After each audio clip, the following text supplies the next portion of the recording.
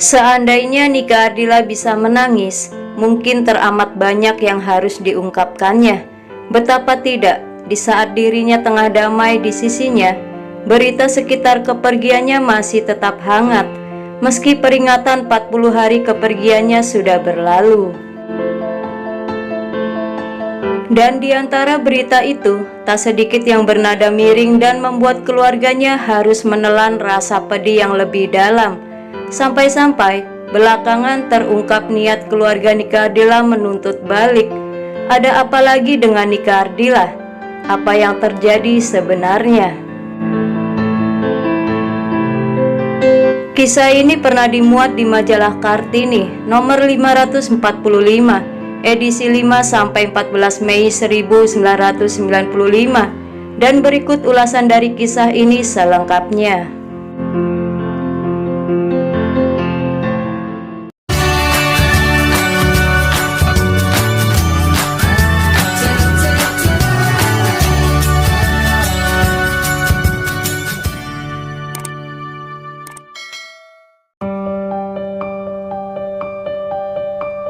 Segmen pertama, kekecewaan keluarga Nika Ardila terhadap pemberitaan media massa.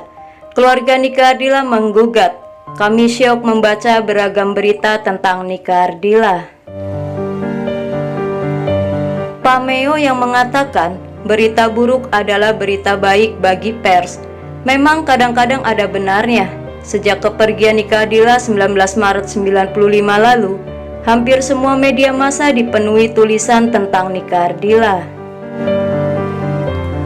Semua sisi kehidupan Nika Ardila, mulai dari sukses karirnya sebagai penyanyi, pemain sinetron maupun bintang iklan, sampai kejadian sebelum detik terakhir hidupnya, dibeber dan diulas habis oleh hampir semua media massa. Dan hampir semua media itu jadi laris manis. Rasanya tak terlalu mengada-ngada kalau ada yang mengatakan banyak media massa yang mengeduk untung berkat kepergian Nika Ardila. Menghadapi berita-berita yang berkesan simpati, seperti juga menghadapi reaksi berkabung para fans Nika Ardila, keluarga Nika Ardila merasa berterima kasih. Betapapun sedih, perhatian yang begitu besar terhadap kepergian almarhumah Nika Ardila seperti menghibur hati mereka. Akan tetapi, tak urung keluarga Nika Ardila dan beberapa teman dekatnya juga dibuat nelangsa karena ada media massa yang menulis hal-hal yang tidak benar di sekitar malam sebelum kecelakaan. Kami sekeluarga sempat syok membaca beragam berita tentang Nika, terutama ketika diberitakan bahwa ada pesta obat sebelum meninggalnya Nika. Ujar Alan Yudi, kakak kandung Nika Ardila, menyebut salah satu contoh berita miring itu. Meski terpukul, pada awalnya keluarga Nika Ardila tidak tahu harus berbuat apa dalam menghadapi berita miring itu. Sebab Nika sendiri semasa hidupnya cenderung tidak begitu peduli dengan gosip-gosip miring yang dituduhkan kepada dirinya.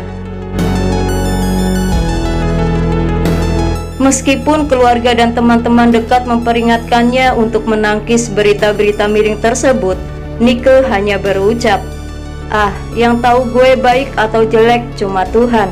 Begitu Nika selalu menanggapinya. Tetapi kemudian sikap diam itu mengundang rasa tak puas teman-teman dan kerabat Nika yang tahu siapa Nika, termasuk teman-teman Nika yang kebetulan pada malam sebelum kejadian bersama-sama dengan Nika. Yang ada di restoran Kintamani adalah pesta tahu, karena waktu itu kami memesan bubur ayam dan tahu. Sama sekali bukan pesta obat seperti yang ditulis di sebuah majalah.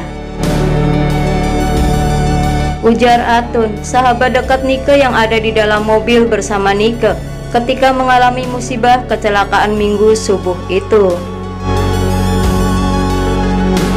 Setelah keluarga berunding tentang perlunya pelurusan berita sekitar kepergian Nika Ardila, ditunjuklah Yan Juanda Saputra SH sebagai pengacara mewakili keluarga.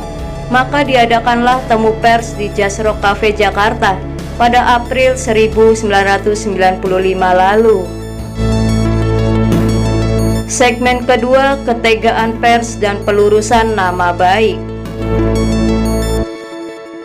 Selama lebih dari 2 jam pertemuan di Jazz Rock Cafe, Alan tampak lebih banyak menunduk sedih. Wajah kakak kandung Nika Ardila ini tampak menyiratkan kesedihan mendalam. Setiap kali ada wartawan meminta kawan-kawan Nika menceritakan kembali sekitar kronologis kejadian malam hari sebelum kepergian adik bungsunya itu. Alan terus terang mengungkapkan kekecewaan terhadap beberapa pemberitaan pers tentang adiknya. Kami sekeluarga benar-benar syok. Kok orang yang sudah meninggal dunia diberitakan yang tidak-tidak. Kami tidak pernah menyangka pers sampai sebegitu tega memberitakan Nika seperti itu, kata Alan, tetapi ia tidak mau menyebut satu-satu atau menunjuk pers yang dimaksud. Alan membenarkan kalau saat-saat ini memang banyak yang ingin memanfaatkan kepergian adiknya. Sebagai contoh, beberapa waktu lalu mereka memberikan semacam kenang-kenangan berupa foto kepada masyarakat sebagai tanda terima kasih atas rasa bela sungkawa terhadap kepergian adiknya. Ternyata, oleh sebagian masyarakat, foto itu diperjualbelikan. Soal kaitan Nika dengan obat-obatan, Alan mengatakan hal itu sama sekali tidak benar. Anda bisa dengar sendiri dari pengakuan Atun, ujarnya. Alan membenarkan penghasilan Nika yang menjadi tonggak keluarga. Nika memang paling kuat ekonominya. Dialah yang membantu kami. Saya sendiri juga dibantu oleh Nika, ujar Alan. Tetapi, ia membantah isu yang mengatakan kasir keuangan Nika itu justru Atun, bukan ibunda Nika. Hanya untuk kegiatan sehari-hari Atun berperan. Jadi, bukan berarti dompet Nika Atun yang pegang, jelas Alan. Mengenai uang yang dikabarkan bahwa sampai akhir hayatnya cuma tinggal 6 juta, Alan pun menjelaskan, sebenarnya bukan berapa jumlahnya. Orang tua kami sendiri sudah menempatkan uang-uang Nika disimpan dalam bentuk barang atau tanah, jelas Alan. Sementara Yan Juanda Saputra SH menekankan pelurusan berita yang dirasakan keluarga Nika kurang proporsional dan menusuk perasaan. Memang, Nika Ardila seorang public figure, tetapi ingat, Nika masih milik keluarga yang punya hati dan perasaan.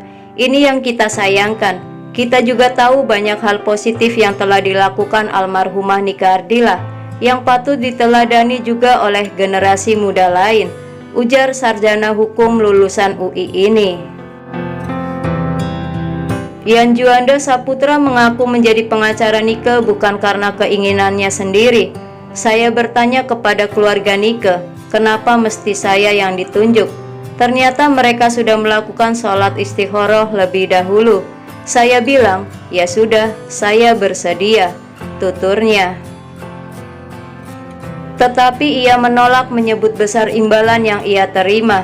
Saya tidak bisa menjawab, ini kan masalah moral.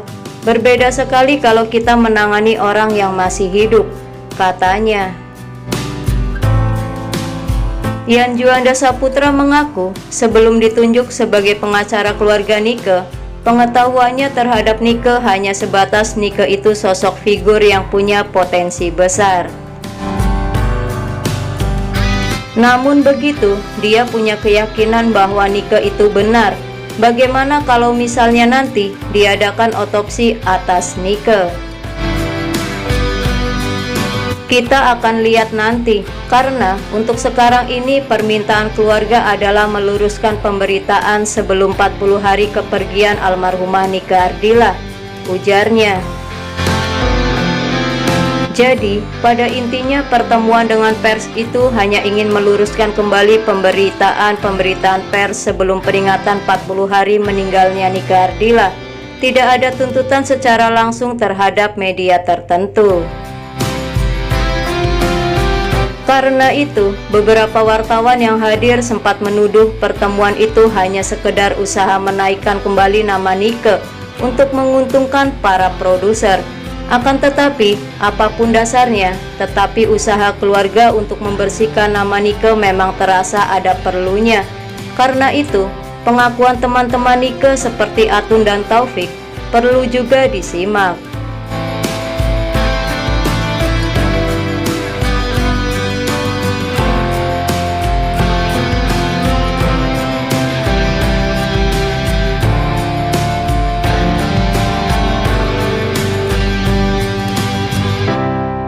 Nantikan kisah selanjutnya tentang pengakuan Atun dan Taufik pada part yang kedua. Semoga ulasan dari kisah ini menambah informasi dan selalu bermanfaat. Lebih banyak tahu lebih banyak. Terima kasih dan sampai jumpa kembali.